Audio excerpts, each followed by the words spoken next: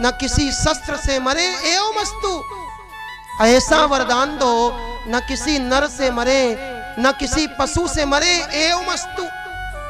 मरने के जितने साधन थे सब मांग लिए। ब्रह्मा जी बोले भैया जाएं। ये बोला एक वरदान और दे दो, क्या हम साल के 12 महीनों में न मरे एवमस्तु करुणा निधि बोले।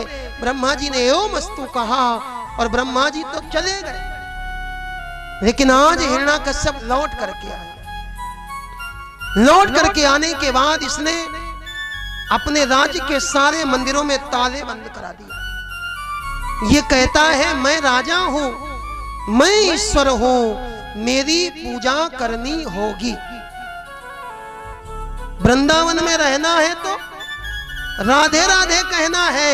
और ये कहता है अगर हमारी नगरी में रहना है तो हिरण्याकश्यप हिरण्याकश्यप कहना है। मंदिरों में ताले बंद करा दी। अब माताएं तो आरती का थाल सजा ली। और आज कोई जरा सा बढ़ जाए ना, थोड़ा सा भी, तो लोग उसके नाम की आरती चालीसा बना देते। महिलाएं हिरण्याकश्यप की आरती गाने लगी। जय हिरण्याकुश देवा स्वामी हिरण्याकुश देवा, टुंडा बहन तुम्हारी, टुंडा बहन तुम्हारी, तुम हो प्राण लेवा। जय हिरण्याकुश देवा। हिरण्याकुश की आरती उतरने लगी। लोगों ने हिरण्याकश्यप की जय जयकार करना प्रारंभ कर दिया। हिरण्याकश्यप के 4 बेटे सहलाद, अहलाद, अनुलाद और सबसे छोटे का नाम है प्रहलाद। हिरण्याकश्यप ने चारों के हाथ में नंगी तलवार दे दी, ले जाओ, अगर हमारे राज्य में कोई भगवान का नाम गाता मिले तो उसका सर काट देना। चारों भाई निकल पड़े चारों दिशाओं की ओर। प्रहलाद जी तलवार लेकर के जा रहे हैं। इनके कान में किसी के रोने की आवाज आई। प्रहलाद जी ने जाकर के देखा एक बूढ़ी कुम्हारिन रो रही है। प्रहलाद ने डांट करके पूछा, ए बुढ़िया क्यों रोती हो? रोते रोते कुम्हारिन कहती, भैया हम मटकी बना करके बेचने का काम करते। हमारे घर में एक बिल्ली रहती थी। बिल्ली ने 2 बच्चे दिए थे और बिल्ली के वो दोनों बच्चे मैंने एक बड़ी वाली मटकी में रख दिए थे। ये बात मेरे पति को पता नहीं थी। मैं बाजार चली गई, मेरे पति ने आवा लगा दिया और आवा में वो मटकी रख दी। मैं रो रो करके भगवान को मना रही हूं, हे भगवान मटकी के अंदर बैठे हुए बिल्ली के बच्चों के प्राणों की रक्षा करना। प्रहलाद को हंसी आ गई। प्रहलाद ने कहा, पागल हो गई हो क्या? अग्नि में जाने के बाद भी क्या कुछ जीवित बचता है? कुम्हारिन बोली, भैया अगर भगवान की कृपा हो तो क्या नहीं हो सकता। भगवान की कृपा से क्या हो सकता पता है आपको? गरल सुधा, जहर अमृत बन जाता। रिपु करई मिताई, शत्रु भी मित्र बन जाते। गोपद सिंधु, समुद्र भी गाय के खुर के समान बन जाता। और अनल शीतलाई, आग भी पानी हो जाती, ठंडी हो जाती। गरुड़ सुमेर रेणु समता है। गरुड़ और सुमेर पर्वत धूल का कण बन जाता। कब? बोले राम कृपा करी चितवा जाही। इसको एक बार भगवान कृपा भरी दृष्टि से देख ले। ये कुम्हारिन कहती, भगवान चाहे तो बिल्ली के बच्चे जरूर बच जाएंगे। प्रहलाद बोले, भरोसा नहीं होता। कुम्हारिन बोली, आज चले जाओ, कल आना। एक हाथ में तलवार लेकर के आना और दूसरे हाथ में पुष्पों का हार लेकर के आना। तुम्हारे सामने आवा खोलूंगी, अगर बिल्ली के बच्चे मर जाएं तो तलवार से मेरा सर काट देना, लेकिन अगर बिल्ली के बच्चे बच जाएं तो वो हार मेरे गोविंद को पहना करके भगवान से अपनी हार स्वीकार कर देना। प्रहलाद जी चले गए। ये कुम्हारिन रात भर रोती रही और भगवान को याद करती रही। कुम्हारिन कहती, भगवान मुझे इसकी चिंता नहीं कि मेरा सर कट जाएगा, चिंता तो इस बात की है कि लोगों का भरोसा आपके नाम से उठ जाएगा। लोग कहेंगे कि घनश्याम एक ग्वाला था, इसे अनजाने में भगवान बना डाला था। प्रभु हमारी नहीं, हंसी तो आपकी होगी। और जिसने अपनी सौंप दी हाथ तिहारे डोर, कभी उलझ सकती नहीं पकड़े नंद किशोर। भगवान आज कुम्हारिन की चिंता करने लगे। सवेरा हुआ, प्रहलाद जी आए हैं और प्रहलाद के सामने आवा खोला जाने लगा। ऊपर से देखा एक एक करके सारी मटकियां पक करके लाल हो गई। धीरे धीरे धीरे धीरे नीचे पहुंचा। सबसे नीचे बड़ी वाली मटकी, कुम्हारिन मटकी को तो उठाती जा रही है और याद भगवान को कर रही है। आंखों को बंद किए हुए आवा को खोलती जाती थी, मन में भगवान मनाए रही। और जैसे ही वो बड़ी वाली मटकी उठाई, म्याऊ म्याऊ कह करके बिल्ली के बच्चे भागे। कुम्हारिन जय जयकार करने लगी। प्रभु आपकी सदा ही जय हो, जय हो, जय जयकार हो। बिल्ली के बच्चे म्याऊ म्याऊ कह करके भागे। प्रहलाद के हाथ से तलवार नीचे गिर गई, भाषा बदल गई। वो हार ले जाकर के कुम्हारिन को पहना दिया। अभी तक कहते थे ए बुढ़िया, अब कहते मां हमें लगता है आपको कोई मंत्र आता है। मां वह मंत्र कौन सा है जो अग्नि से बच्चों को बचाता हुआ? बोली कुम्हारिन, मेरे लाला सुनो, वो राम का नाम सुहाता हुआ। और प्रहलाद जी राम नाम के दीवाने बने गए। प्रहलाद जी को पढ़ने के लिए संडीला में शुक्राचार्य के पुत्र संड और अमर को इनके आश्रम में भेजा गया। कुछ दिन के बाद लौट करके आए। हिरण्याकश्यप ने पूछ दिया, बेटा ये बताओ तुमको सबसे बढ़िया पाठ कौन सा लगा? प्रहलाद जी बोले, पिताजी हमको तो सबसे बढ़िया पाठ लगा कि 9 प्रकार की भक्ति है, बस इसी में आनंदित हुआ जाए। श्रवणम कीर्तनम विष्णु, स्मरणम पाद सेवनम, अर्चनम वंदनम दास्यम सख्यम आत्मनिवेदनम। ये 9 प्रकार की भक्ति है। संसार में आपने भी बहुत परीक्षाएं दी होंगी। परीक्षा में लिखा होता है 10 में से 5 प्रश्न करना अनिवार्य है। लेकिन भगवान की भक्ति इतना सरल है, भगवान कहते हैं प्रश्न है 9 और आपको 9 में 9 का उत्तर नहीं देना, केवल 9 में 1 का उत्तर दोगे आपको 100 में 100 नंबर मिल जाएंगे। 9वां जिनके एकव होई। 9 प्रकार की भक्ति बताई। प्रहलाद जी की बातों को सुना, हिरण्याकश्यप को अच्छा नहीं लगा।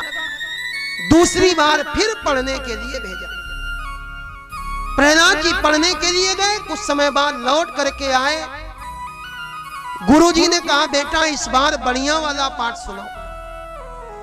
प्रहलाद जी बोले, पिताजी संसार का सबसे बढ़िया पाठ है कि मैं मेरा तू तेरा से बच लिया जाए। ये जो संसार है ना, ये संसार में हम आप बंधे हुए हैं काहे में? बोले मैं मेरा और तू तेरा में। और ये जो मैं मेरा तू तेरा है ना, इसमें कुछ रखा नहीं। तीन तरह के लोग हैं। एक वो होते हैं जो देवता स्वरूप होते, एक लोग वो होते जो देवता स्वरूप होते। ये कहते क्या है? ये कहते भैया तेरा है सो तेरा, तेरा है सो तेरा, और जरूरत पड़े तो जो मेरा है वो तेरा है। जिसके मन में ऐसी भावना हो वो है देवता। दूसरे होते हैं मनुष्य। ये कहते नहीं भाई तेरा है सो तेरा, और जो मेरा है सो मेरा है। लेकिन तीसरे होते हैं राक्षस प्रवृत्ति के।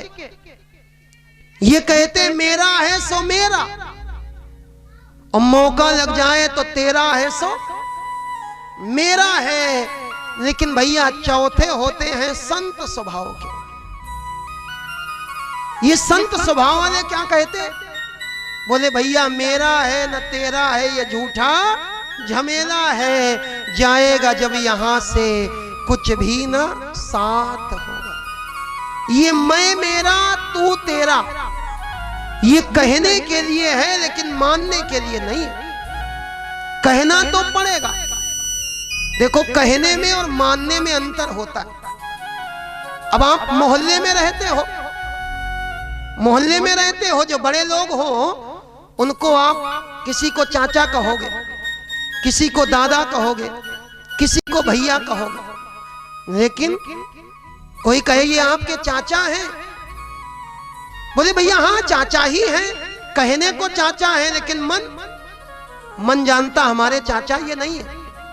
संसार में मैं मेरा ये कहने को है, लेकिन मानने को नहीं।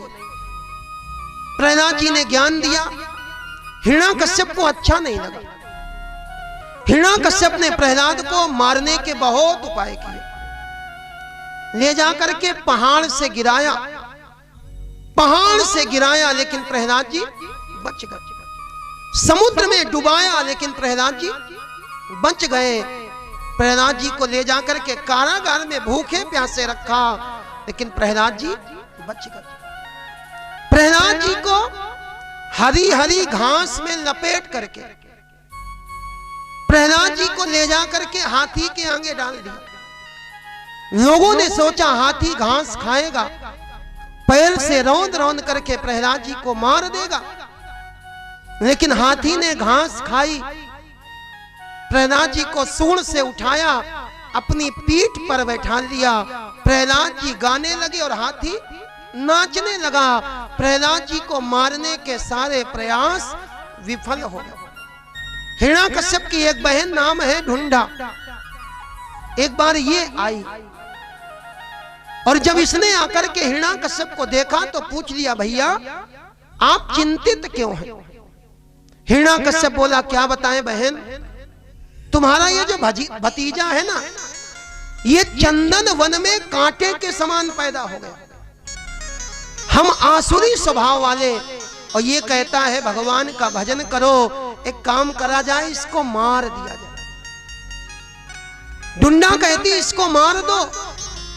हिरण्याकश्यप बोला मारने का बहुत प्रयास किया, लेकिन ये मर नहीं रहा।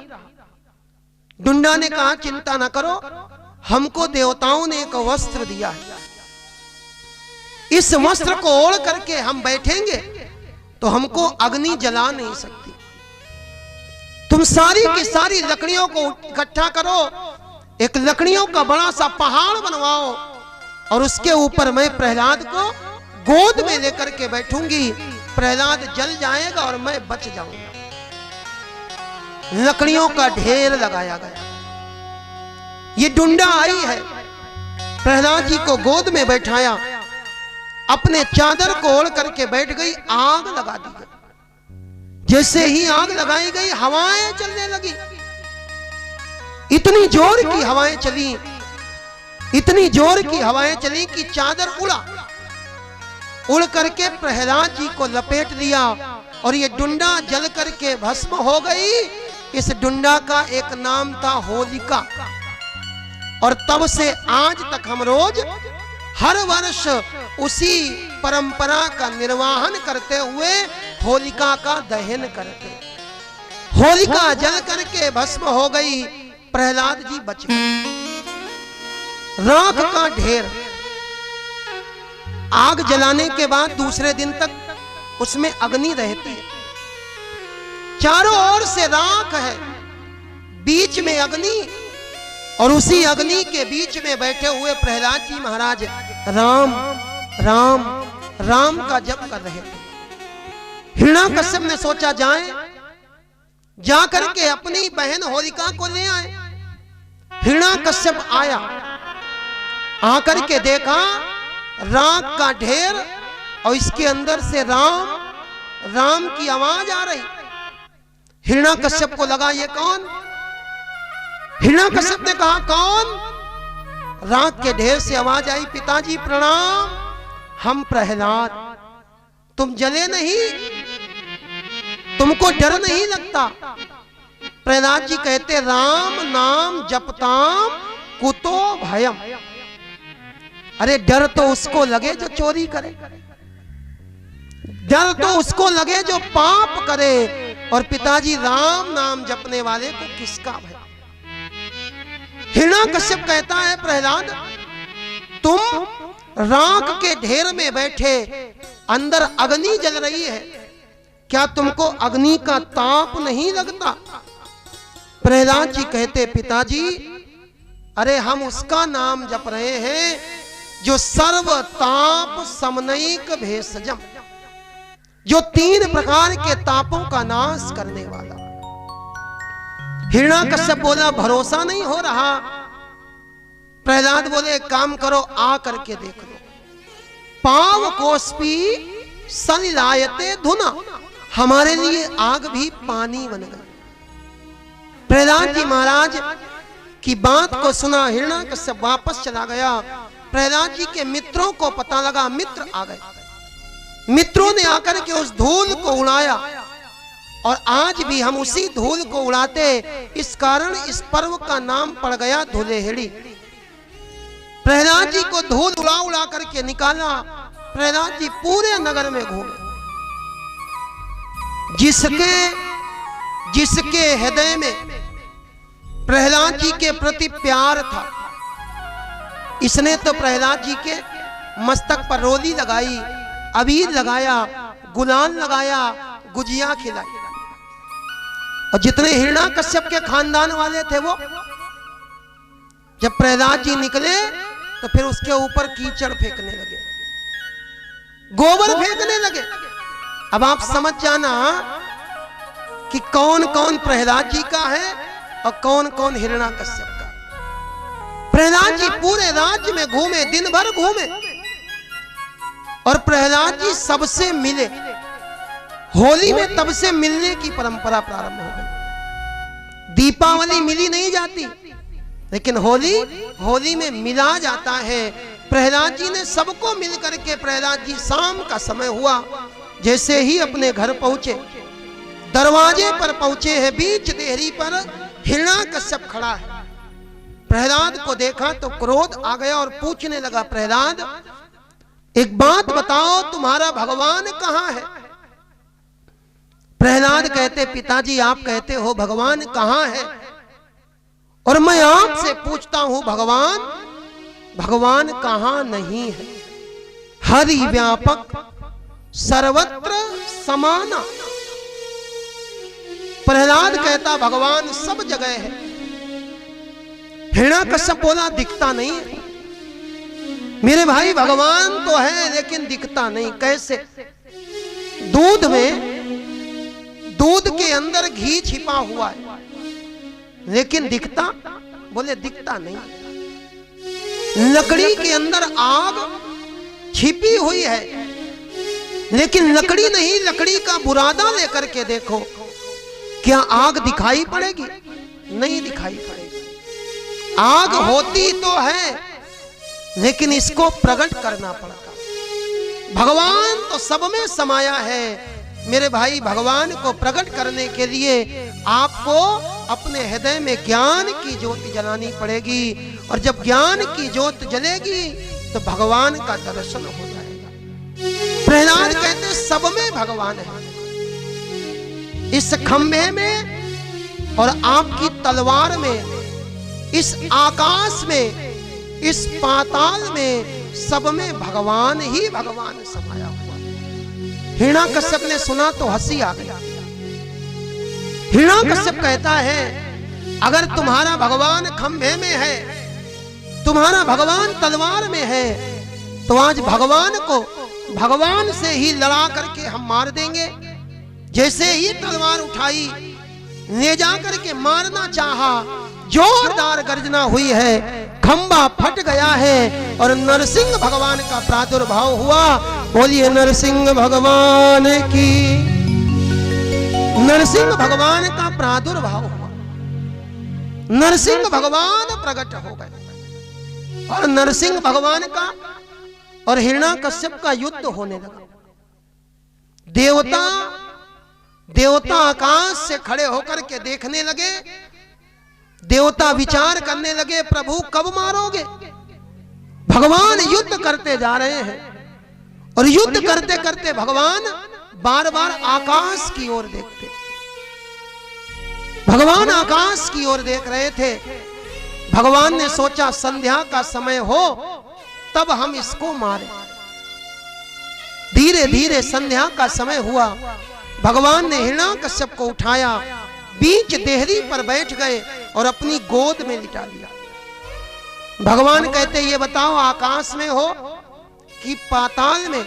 बोला महाराज आपकी गोद है। घर के अंदर हो कि बाहर। बोला बीच देहरी में। भगवान बोले हम नर हैं कि पशु। ये बोला सरकार आप तो ज्वाइंट अकाउंट हो, आप तो मिली जुली सरकार हो, आप ना नर हो, आप ना सिंह हो, आप तो नरसिंह हो। भगवान कहते हैं अब हम तुमको मारेंगे। ये बोला सरकार आप नहीं मार सकते, क्योंकि हमने वरदान मांगा था साल के 12 महीनों में न मरे।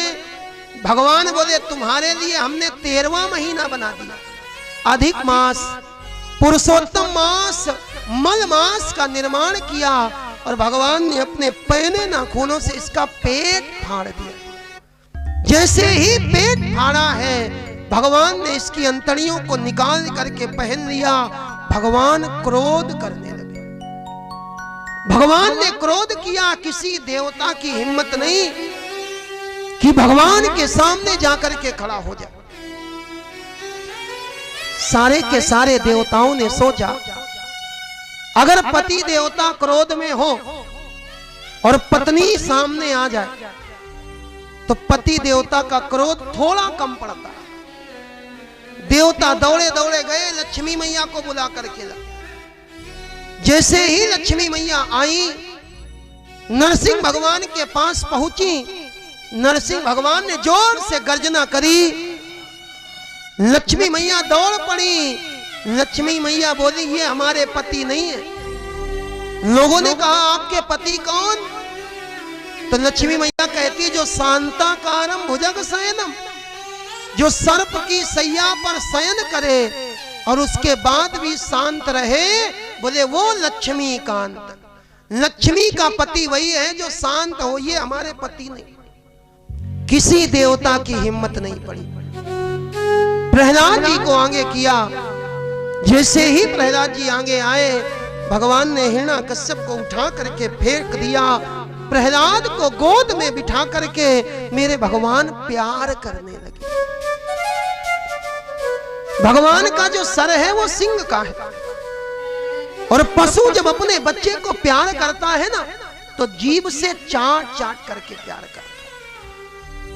आज भगवान प्रहलाद को चाटने लगे, चाट चाट करके प्यार करने लगे। मेरे भगवान के नेत्रों में आंसू आ गए। प्रहलाद क्षमा करो भक्त, हमें देर हुई आने में। तुम छोटे से बच्चे, अरे हमें तो बहुत पहले आना चाहिए। प्रहलाद ने कहा प्रभु कोई बात नहीं, आप आए तो सही। और लोग कहते हैं कि तुम ना आए प्रभु जी, सुबह हो गई, मेरी पूजा की थाली सजी रह गई। भोग रखा रहा, फूल मुरझा गए, आरती भी जली की जली रह गई। तुम ना आए प्रभु जी, सुबह हो गई। माफ करना, आपकी पूजा की थाल सजे और भगवान ना आए तो समझ जाना आपकी पूजा की थाल में सब है, लेकिन अभी आपकी पूजा की थाल में भाव की और भक्ति की कमी रह गई। और अगर आपकी पूजा की थाल में भाव और भक्ति होगी तो भगवान नंगे पांव दौड़ते चले आएंगे। भगवान ने प्रहलाद को प्यार किया और भगवान बोले प्रहलाद हमसे कुछ मांग लो। जैसे ही भगवान ने कहा मांग लो, प्रहलाद भगवान की गोदी से उतरे और सामने जाकर के खड़े हो गए। प्रहलाद बोले प्रभु बाकी तो सब ठीक, लेकिन आपकी यही बात हमको अच्छी नहीं लगती। भगवान बोले क्या हो गया? ये कहते हैं प्रभु कोई आपकी भक्ति करे और उसके बाद आपसे कुछ मांग ले तो भक्ति काहे की? अरे दिन भर आप किसी के यहां काम करो, शाम को 500 रुपए लेकर के घर चले जाओ, तो फिर ये बोले ये भाई व्यवहार नहीं है, ये तो व्यापार हो गया।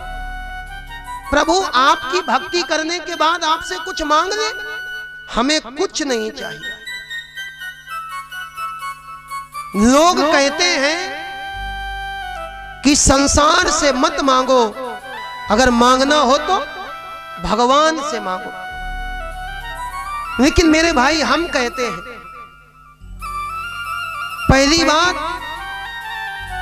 मांगो नहीं, दूसरी बात न संसार से मांगो न भगवान से मांगो, और तीसरी बात अगर मांगने का बहुत मन करे ना, आप भगवान से मांगोगे जीवन भर मांगना पड़ेगा, लेकिन एक बार भगवान से भगवान को ही मांग लो, और एक बार भगवान मिल गए तो फिर जीवन में कभी कुछ भी मांगने की नौबत नहीं आएगी।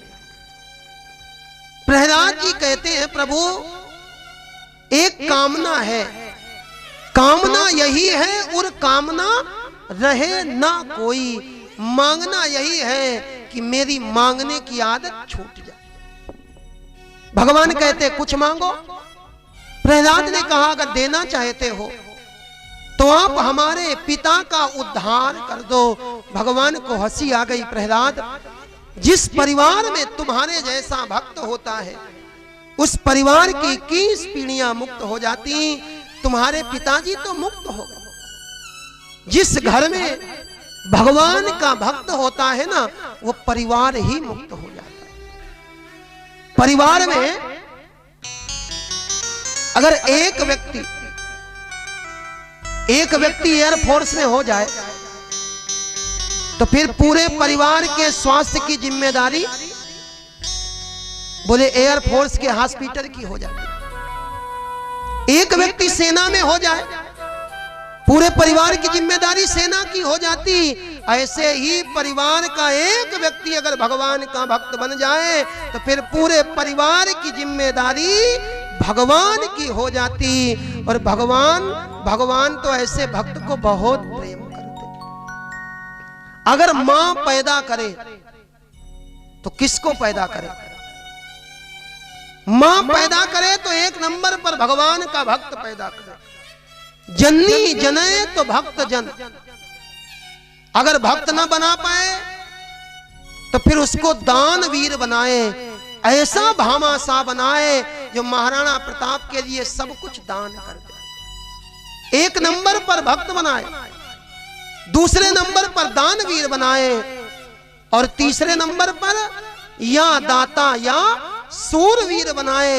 ऐसा बेटा पैदा करे जो अपनी भारत मां की रक्षा के लिए समाज को छोड़ करके जाए और सेना में शामिल होकर के सरहद पर खड़े होकर के भारत मां के स्वाभिमान के लिए हंसते हंसते अपने प्राणों का त्याग कर दे।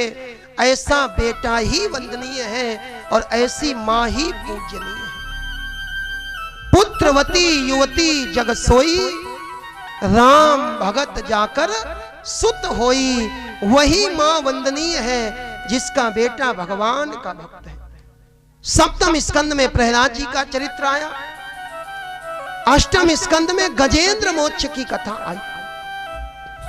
इस हाथी ने जीवन भर अपने परिवार के लिए किया। एक दिन यह हाथी अपनी पत्नी बच्चों के साथ गया है, जाकर के सरोवर में जल पीने लगा। मगरमच्छ ने पांव पकड़ लिया। हाथी के पत्नी ने बच्चों ने सहयोग तो किया, लेकिन जब यह लगा अब बचने वाला नहीं, तो सारा का सारा परिवार छोड़ करके चला गया। ये हाथी और मगरमच्छ का युद्ध हो रहा। हाथी याद करने लगा परिवार के बारे में कि करता रहा जिनकी सेवा सदा, और गले से हाय लगाता रहा जिनको मैं इन जंगलों की ये वस्तुएं सदा ही खिलाता रहा। वह जाता रहा परिवार मेरा, अब किसी से नहीं कोई नाता रहा। और हाथी को लगा हम जीवन भर सोचते थे बहुत बड़े, और आज छोटे से मगरमच्छ ने पांव पकड़ लिया। बल का था भरोसा सदा से मुझे, आज वो भी साथ को छोड़ता है। असहाय मुझे वो लख करके मुझसे अपना मुंह मोड़ता है। हाथी समझ गया ये जो मगरमच्छ है ना, ये मगरमच्छ नहीं है, ये ग्राह है अथवा काल मेरा, जो आज मुझे झकझोरता है। और ग्राह के फंद में पड़ा गजेंद्र। हाथी को लगा मरने वाला हूं। हाथी ने अपनी सूंड से एक कमल का फूल तोड़ा, ऊपर उठा दिया। प्रभु गजेंद्र अब प्राण को छोड़ता है, ये अंतिम भेंट स्वीकार कर लो। भगवान के कान में आवाज गई।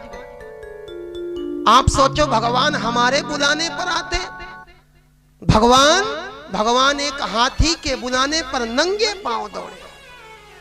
भगवान ने आकर के हाथी को और मगरमच्छ को जल के बाहर निकाला।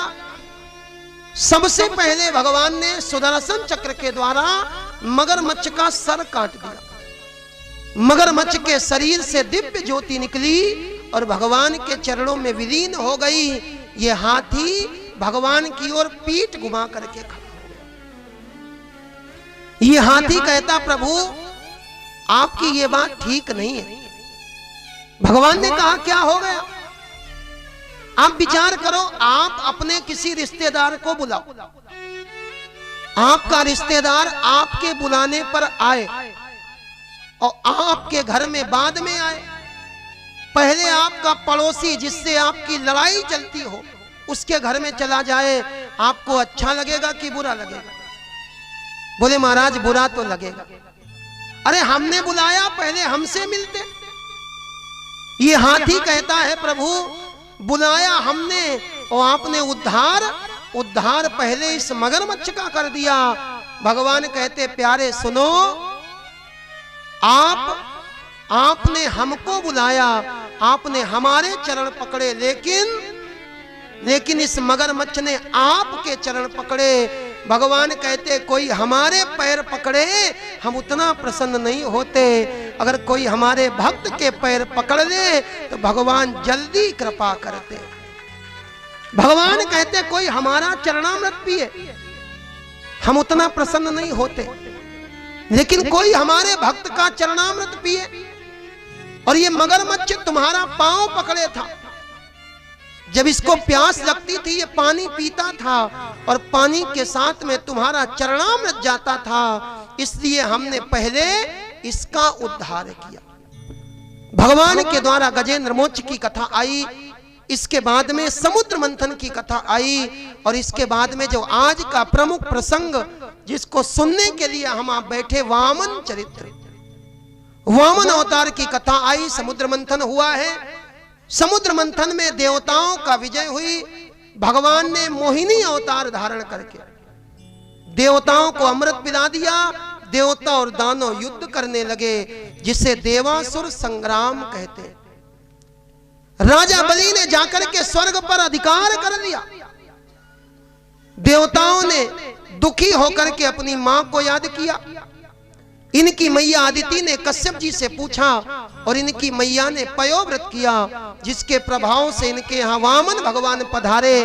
बोलिए वामन भगवान की जय हो। और वामन भगवान पधारे, देवताओं ने फूल बरसाए और इंद्र देवताओं ने मीठी मीठी जल की फुहार बरसाई है।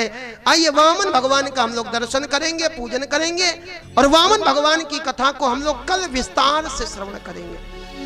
आज तृतीय दिवस की कथा, वामन भगवान का चरित्र, वामन भगवान का पूजन। कल चतुर्थ दिवस में भगवान राम के और भगवान कृष्ण के जन्म की कथा को हम लोग श्रवण करेंगे। कल मेरे राम और कृष्ण का अवतार होगा। यहाँ पर सुंदर वृंदावन बनाया जाएगा, मंडप को गुब्बारों से सजाया जाएगा। कल ठाकुर जी का जन्म होगा। हम लोग बधाई लेकर के आएंगे और बधाई लेकर के जाएंगे। कल संभव हो तो आप सब लोग पीले पीले कपड़े पहन करके आना। जिसके पास हो पहन के आना, ना हो तो घर में लड़ना नहीं, जो हो वही पहन करके आना। लेकिन सब लोग कल आकर के भगवान के जन्म का आनंद लेंगे। और आइए वामन भगवान का प्रादुर्भाव हो रहा है, वामन भगवान का दर्शन करते हुए पूजन करेंगे।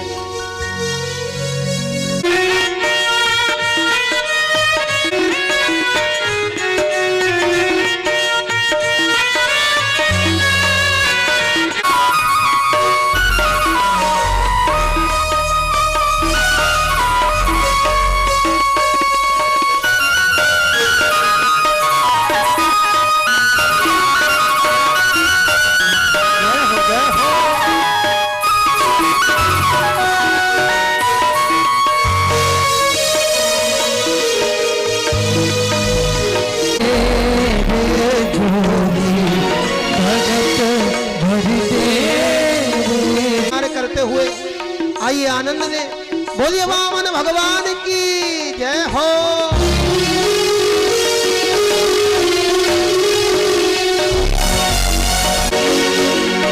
डोली उठी है सारी धरती देख रे, धुआं गगन है सारा।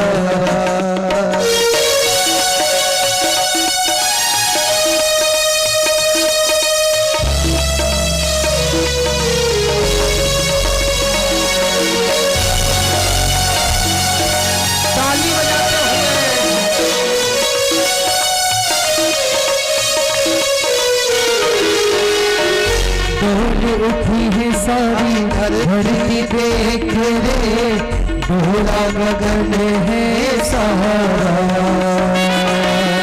डोल उठी है भीख मांगने आया तेरे घर, जगत का पालन हारा रे, जगत का पालन हारा रे।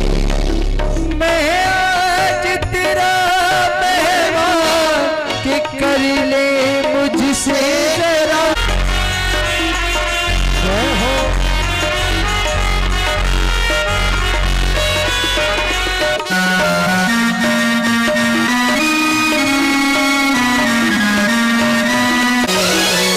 छोटा सा रूप बनाए बलि राजा के द्वार पे आए।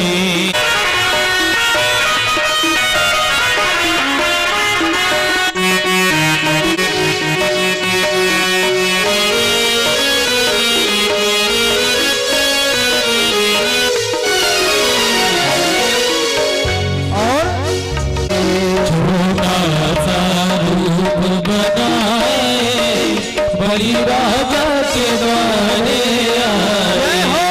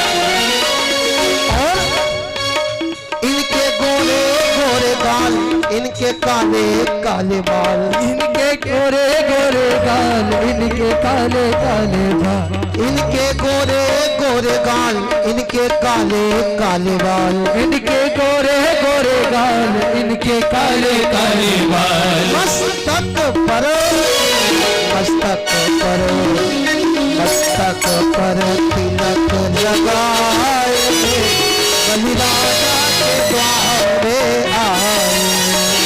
मस्तक पर तिलक लगाए, बलिराजा के द्वारे आए।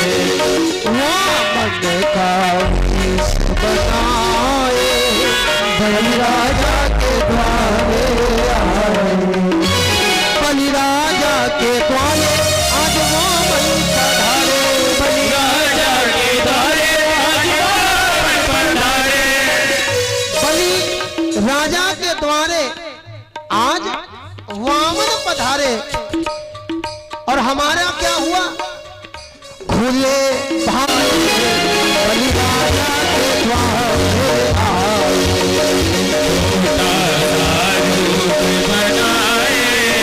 बलिराजा के द्वारे आए, बलिराजा के द्वारे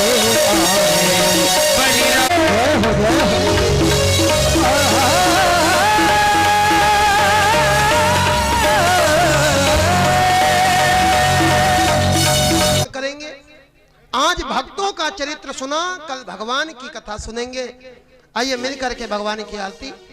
चंद्रमा मनसो जातश्चक्षुः सूर्यो वजायत, श्रोत्राद्वायुश्च प्राणश्च मुखादग्निरजायत। साज्यं च वर्धिसंयुक्तं वैना योजितं मया, दीपं गृहाणदेवे स त्रैलोक्यते मेरापहम्। श्री भागवत भगवान की है आरती, पापियों को पाप से है तारती।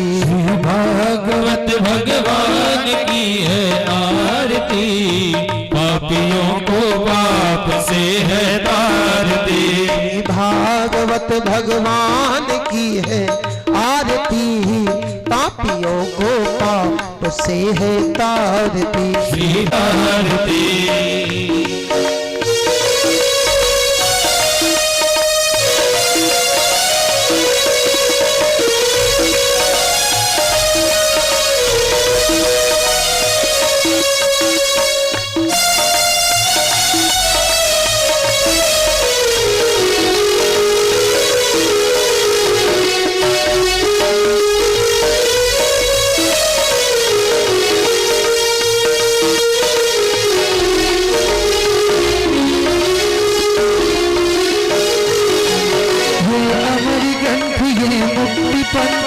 पंचम वेद निराला, नव ज्योति जगाने वाला, नव ज्योति जगाने वाला, नव ज्योति जगाने वाला।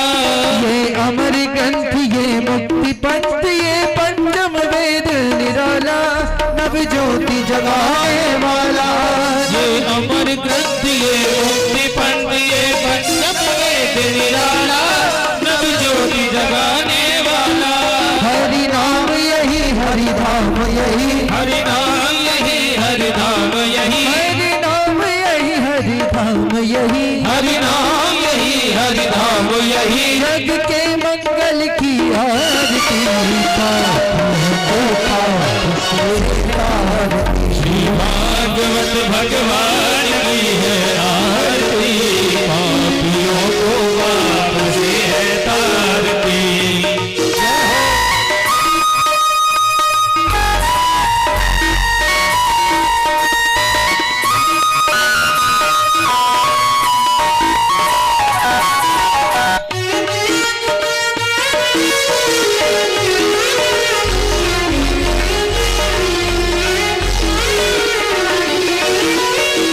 शांति गीत पावन पुनीत पापों को मिटाने वाला, हरि दर्श कराने वाला।